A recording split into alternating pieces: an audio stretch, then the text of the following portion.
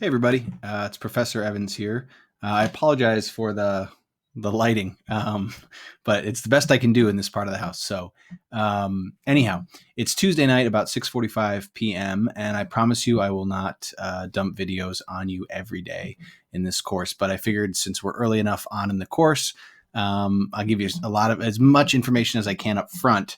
That way you can kind of know how the week is going to be structured. So. All right.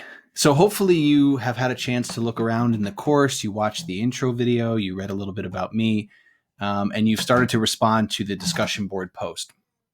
So if you scroll down here, the discussion board post, you have to respond by tomorrow night. That's Wednesday night by 11:59 p.m. Eastern time. So your response has to go there by then. You have to respond to two of your peers by Sunday night at 11:59 p.m. Eastern time. So just pick someone, any person's response that you would like, make a connection with them, say how you relate to their story, perhaps use it to add some information about your own story, anything you'd like really to help contribute and keep the discussion going. So that's what's on tap for tomorrow. And then the two responses due Sunday. You're also going to be looking at plot this week, plot is a very, very good place to start. When we talk about plot, we are talking about the backbone of a story. It's not the summary of a story. It's the key events that happen in a story. Okay. And I'm going to draw on your screen right now, but it's usually structured like this, right? It starts with an exposition where a character is living their normal everyday life. Oh, and then they run into a problem. And that problem changes the course of their life.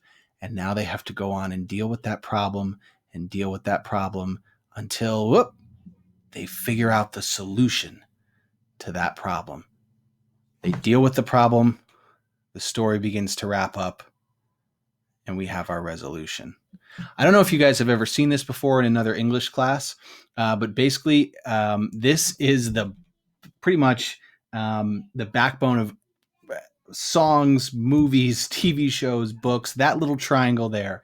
And it represents a few different parts of a story. It represents your background or your exposition, right? When your characters are first introduced, your conflict or your problem where the story sort of takes off, the rising action where your character attempts to deal with that problem, a climax, the most exciting, tense part of the story where a character must come face to face with their problem and finally figure out a solution for it, and then the falling action and resolution where the problem in some way has to be resolved. Either the character doesn't have to deal with it anymore, the character fixes it, the character passes it off onto somebody else, but it has to usually resolve in some way. And we know this form of storytelling because it's how we talk to people, right? We talk to people like that. The other day, I was on my way to work, right? And I had just bought this breakfast sandwich.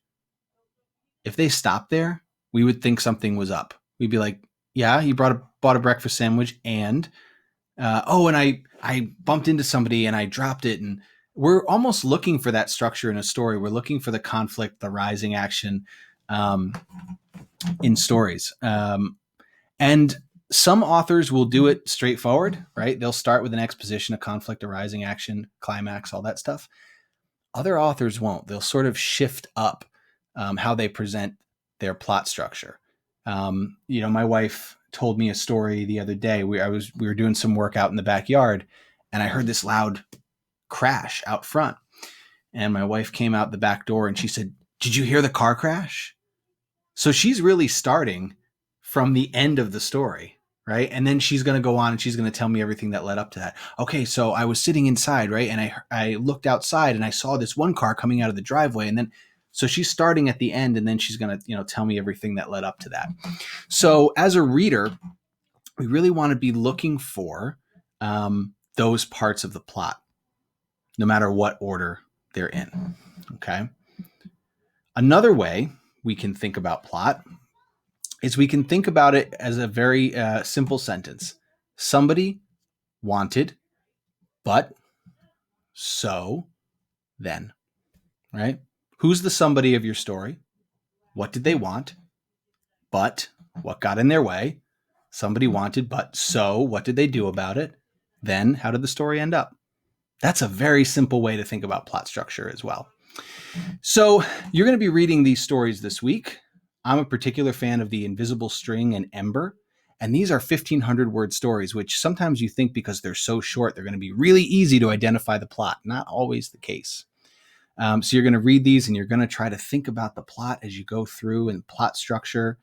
What's the beginning, middle, and end? How do they build? How do they end?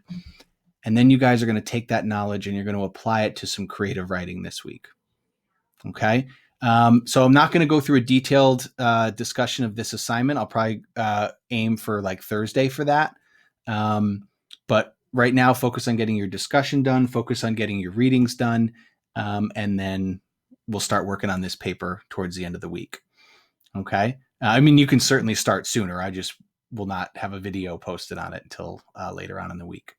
All right. Feel free to reach out to me via email or phone or attend office hours tomorrow night. And I will talk to you guys soon. All right. Bye-bye for now.